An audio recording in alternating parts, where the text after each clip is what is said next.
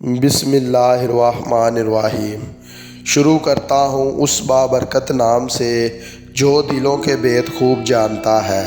آج کا موضوع ہے حضرت ابراہیم علیہ السلام اور بد کردار بادشاہ۔ حضرت ابراہیم علیہ السلام نے 3 جھوٹ کیوں بولے؟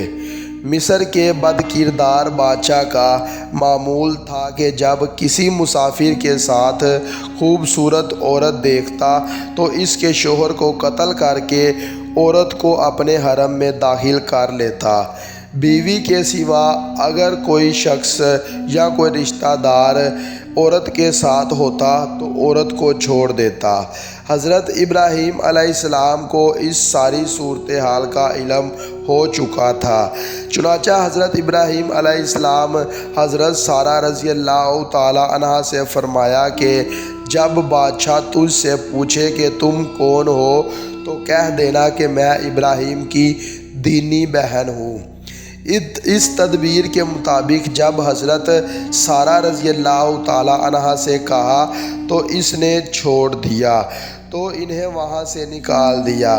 مصر کی جانب ہجرت کرنے والا قافلہ دوبارہ بیت المقدس اور اس کے گرد و نواح میں آ کر آباد ہو گیا۔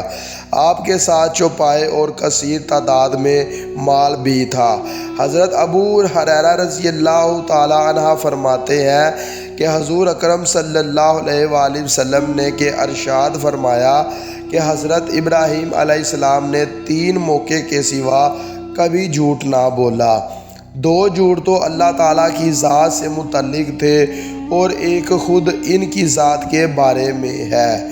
ایک تو جب قوم نے میلے میں شرکت کے لیے کہا تو آپ نے فرمایا کہ میں بیمار ہوں۔ دوسرا جب بھرے دربار میں پوچھا گیا کہ ان بتوں کا بیڑا غرق کس نے کیا ہے تو آپ نے فرمایا کہ اس بڑے بت سے پوچھو۔ تیسرا جھوٹ جو ان کی اپنی ذات سے متعلق تھا، جب آپ کو حضرت سارہ رضی اللہ تعالیٰ عنہا ایک جابر اور بدنیت بادشاہ کے پاس سے گزر رہے تھے تو کسی نے بادشاہ کو اطلاع کر دی کہ یہاں ایک آدمی ایسا موجود ہے جس کے ساتھ بڑی حسین و جمیل خاتون ہے۔ بادشاہ نے پیغام بھیجا کہ اس عورت سے پوچھو کہ وہ خاتون کون ہے۔ حضرت ابراہیم علیہ السلام نے جواباً ارشاد فرمایا کہ وہ میری بہن یعنی دینی بہن ہے۔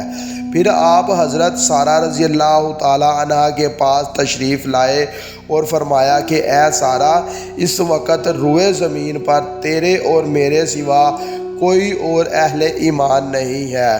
بادشاہ کے کارندوں نے مجھ سے تیرے بارے میں پوچھا تو میں نے کہا کہ وہ میری بہن یعنی کہ دینی بہن ہے، لہٰذا جب تجھ سے پوچھا جائے تو مجھے جھٹلانا مت۔ پھر بادشاہ نے حضرت سارہ رضی اللہ تعالیٰ عنہا کو طلب کیا اور آپ بادشاہ کے پاس تشریف لے گئیں۔ بادشاہ نے بڑے برے ارادے سے اپنا ہاتھ بڑھا کر آپ کو پکڑنا چاہا تو فوراً مفلوج ہو گیا۔ ظالم بادشاہ نے حضرت سارہ رضی اللہ تعالیٰ عنہا سے کہا کہ میرے لیے اللہ سے دعا کر، میں اگر تندرست ہو گیا تو آپ کو کوئی نقصان نہ دوں گا۔ حضرت سارہ رضی اللہ تعالیٰ عنہا نے دعا فرمائی اور تکلیف سے آزاد ہو گیا۔ دوسری مرتبہ پھر اس نے حرکت کی، پہلے سے بھی زیادہ اسے مفلوج کر دیا گیا۔ پھر اس نے کہا آپ میرے لیے دعا فرمائیں کہ میں ٹھیک ہو جاؤں، میں آپ کو نقصان نہیں پہنچاؤں گا۔ حضرت سارہ رضی اللہ تعالیٰ عنہا نے دعا فرمائی کہ وہ تندرست ہو گیا۔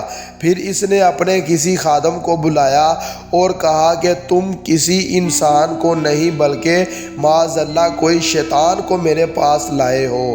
پھر اس نے حضرت سارہ رضی اللہ تعالیٰ عنہ کو حضرت ہاجرہ خدمت کے لیے پیش کر دی اور آزاد کر دیا۔ جب حضرت سارہ رضی اللہ تعالی عنہ حضرت ابراہیم علیہ السلام کے پاس تشریف لائیں، اس وقت آپ نماز ادا فرما رہے تھے۔ آپ نے اپنے ہاتھ کے اشارے سے حالات دریافت کیے۔ حضرت سارہ رضی اللہ تعالی عنہ نے فرمایا کہ اللہ تعالیٰ نے کافر کے مکروں اور فاسق اور فاجر کے غلط ارادے کو اس کے سینے میں دفن کر دیا اور خدمت کے لیے ہاجرہ دے دی ہے۔ حضرت ابو ہریرہ رضی اللہ تعالی عنہ فرماتے ہیں کہ اے لوگو، یہی ہاجرہ رضی اللہ تعالی عنہ تمہاری ماں ہے۔